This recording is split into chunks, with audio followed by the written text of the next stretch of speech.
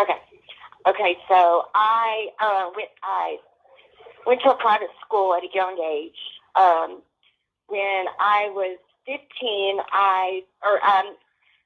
so I started cheerleading. I wanted to start the cheerleading squad, and at my private school they didn't have cheerleading, so I had to talk my dad into letting me go to a public school. I was on the cheerleading squad, and age 15 is whenever I started smoking pot, popping pills, and doing LSD, partying, hanging out, not coming home. My grades started dropping. I met a guy. His name was Nick.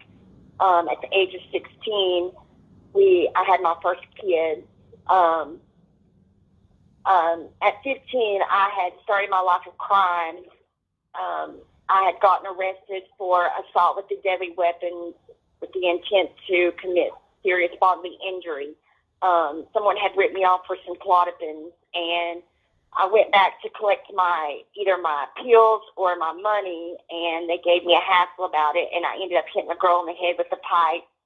I went to jail for about 160 days. I got out on probation. I had my son, and I was a kid having a kid. I'd left my son with my mom and dad. At the age of 17, I had my other son. I was partying and drinking.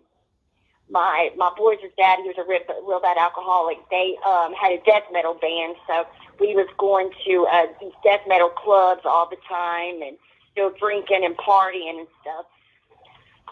At 18, I met this guy, and he was a gypsy. His mom lived in San Clemente, California, which was right on the border of Mexico and California. So we decided that we're going to hitchhike to California to go out there and stay with her. So we hitchhiked to California. And instead of going up the state, instead of going down the state, we went up the state, and that's how we parted ways. I ended up in Santa Barbara. I met this girl named Danielle, and she rented a room from this college professor, Mr. Backus, and he taught Japanese and Chinese literature at Santa Barbara University.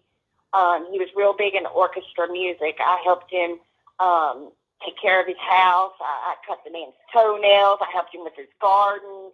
Anything he needed done, I was there to help him. It was nothing sexual. He just took me in as a child.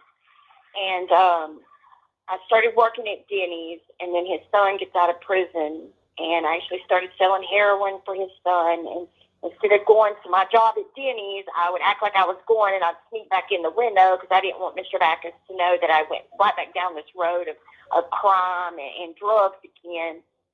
So about 3 months into my selling heroin, I met this guy named Justin. His dad had agoraphobia, so he had his whole life set up on his compound at his house. He had his auto body business there. He had 3 little cottages. He imported and exported Indian artifacts, Chumash Indian artifacts, and his auto body business. And Justin worked for his dad. Justin was born and raised in Santa Barbara, so he knew everybody. You know, he was a native there. And he was actually really good friends with Jesse James Hollywood, and he was one of the ones that had made the movie about Alpha Dog, and that happened right behind our house on this mountain called Lizard's Mouth. We would go to these rave parties. They were called word by mouth parties. You wouldn't know where the party was at or when it was going to start. About an hour before, you would get a text on your phone and let you know exactly, you know, where the party was at, would ping you and show you where the party was at. So we'd go to these big rave parties. And we were really good friends with Jesse, and we bought a bunch of weed from him. And Justin, it wasn't nothing for him to see famous people. His yearbook was signed by Katy Perry, and Justin wasn't into doing heroin. His thing was mostly meth. He had no idea that I was a needle junkie. And in our cottage that we rented, I ended up moving in with him. In the cottage we were renting from his dad, it was had skeleton keyholes, so you could look through the hole of the door and see into like the bathroom and stuff. And he actually caught me in there shooting up one night. And we argued and fussed about it, you know, for a few hours, and he ends up I ended up shooting up him, and our addiction just went from bad to about 10 times worse than that. We went from anywhere from counterfeit money. We were robbing dope dealers, robbing cars. The life of crime is vast in California. So, I mean, if there was a crime to be committed, we was there.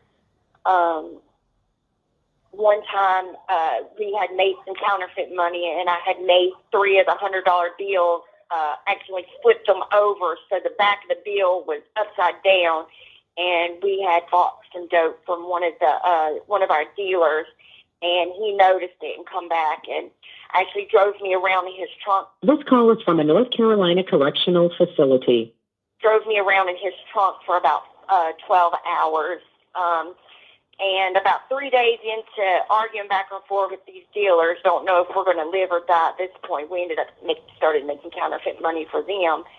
And so I ended up getting a dope charge in California. I had fallen asleep at McDonald's, and the police show up, and I had some dope in my pocket, about 8 ball of heroin in my pocket.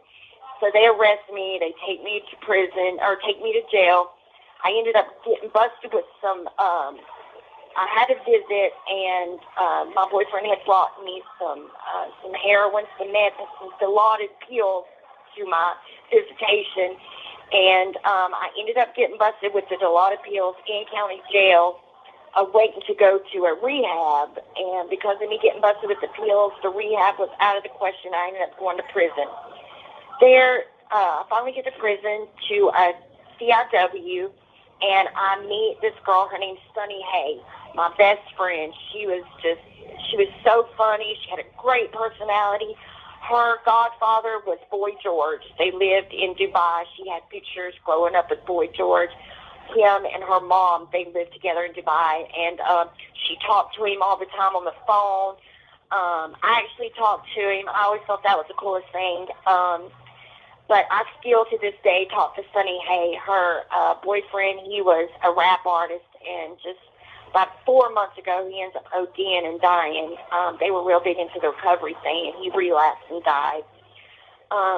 So about 7 months into my prison stay, I meet Leslie Van Helton. She was the one that committed the crimes with Charles Manson and Susan.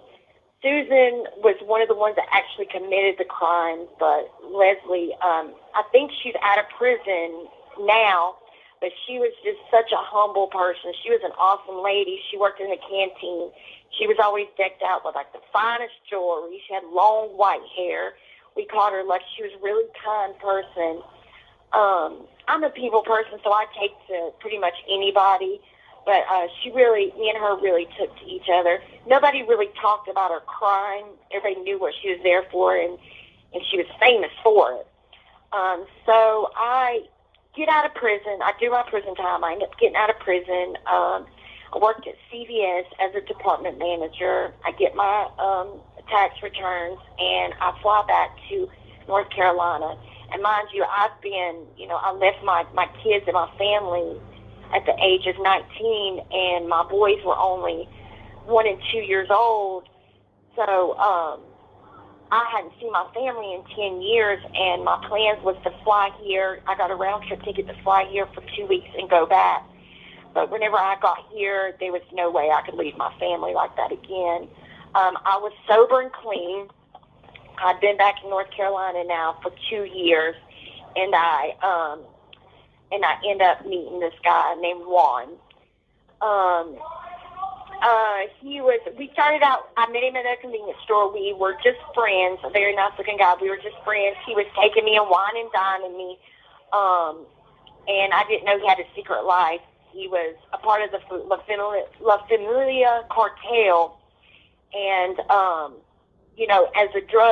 as an ex-drug user, a recovering addict, I know all the signs of a dealer.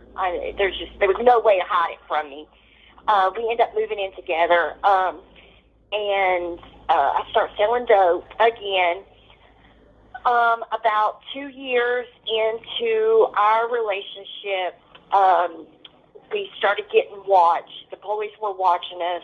I didn't see really any signs because I was at this time using again. It was just meth at this time. It was not heroin. A little pills here and there. My thing at that point was I was doing a little bit of meth, but the money was a big thing for me. We were whining and dining and had all the money and the cars, and I was able to provide for my little boys that I hadn't provided for in so many years. I was able to buy them whatever they needed and wanted. About 2 years into our selling, the police started watching us. So I was at the movie theater with my little boys, and my phone had rang, and I had just gotten a new phone. There was no way for anybody to have my phone. Oh, yeah, that's right. I was on probation. I was on probation when I had met Juan, and I was still on probation, about to get off probation, and my probation officer called me on the phone, and they said, we did a probation sweep at your house. We need you to come home. I was at the movie theater with my little boys watching Superman in 3D. Take my little boys, I drop them off with my mom. I go to my house. I have no idea that they've searched my house, that they've got Juan in lockup. They got my brother in jail. I don't know any of this. They don't tell me any of this. They just said, we've come in, we did a probation sweep, which that means they just come in and look at your house, make sure everything's good. Well, I'm standing there talking to my probation officer. 2 detectives walk out of the bushes, and they got flashlights, and they're looking in my car, and they find a piece of dope. You have 60 seconds remaining.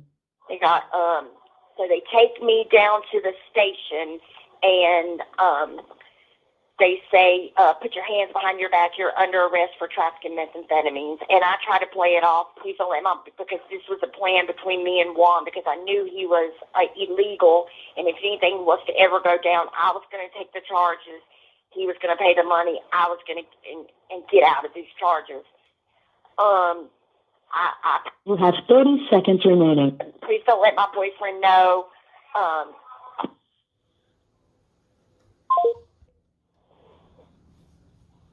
So if anything was to ever happen, then I was going to take the blame for it, and he was going to be able to pay the lawyer to get me out, and everything was going to be fine.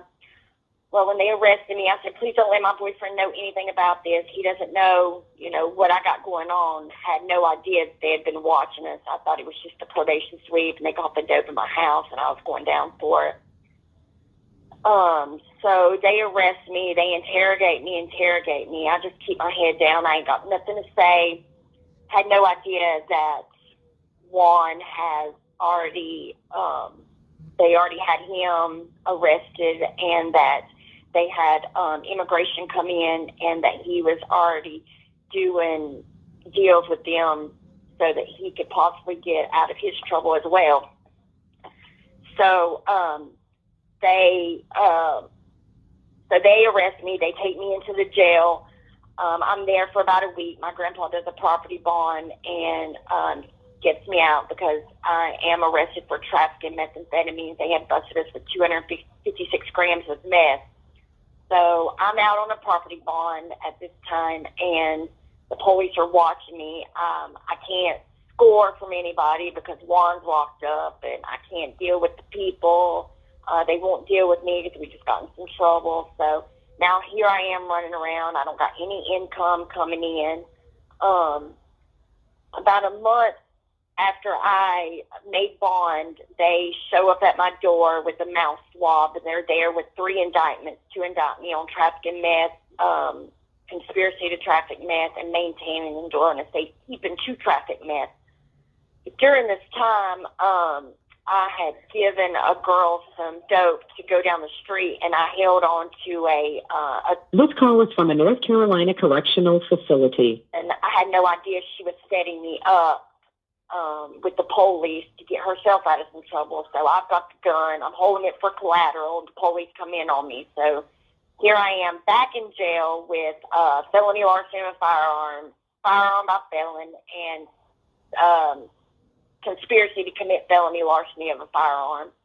So they put me in there. I'm in there with no bond. I spent in county jail for about 14 months with no bond because They're trying to give me a threat to the community, which is almost like a life sentence. So I'm sitting in there and waiting to go to court and everything. Juan stayed in there for about 18 months, and he got deported back to Mexico. I get a 60 to 72-month prison sentence for trafficking. They consolidated all of my time into the trafficking. I come to prison, I do my prison time, and here I am.